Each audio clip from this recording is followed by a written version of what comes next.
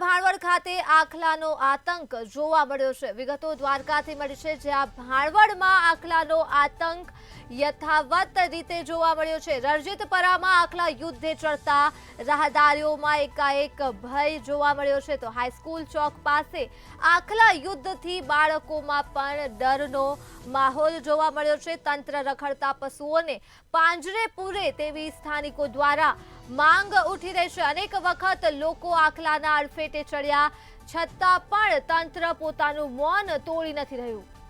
તો દ્વારકાથી આ મામલો સામે આવ્યો છે, જ્યાં ભાણવડમાં આખલાનો આતંક જોવા મળ્યો છે। આખલા યુદ્ધ જોવા મળ્યું છે રણજીતપરા ખાતે।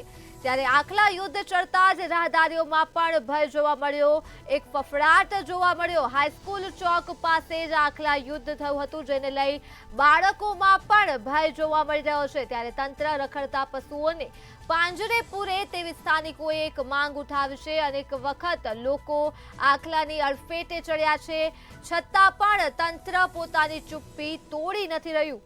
મામલો દ્વારકાથી સામે આવ્યો છે, જ્યાં તંત્ર આંખ આડા કાન કરી રહ્યું છે। આખલા યુદ્ધ અનેક વાર થાય છે, જેનો ભોગ નિર્દોષ પ્રજા બની રહ્યો છે, છતાં પણ તંત્ર દ્વારા આ મુદ્દે કોઈ કાર્યવાહી હજુ સુધી કરવામાં નથી આવી।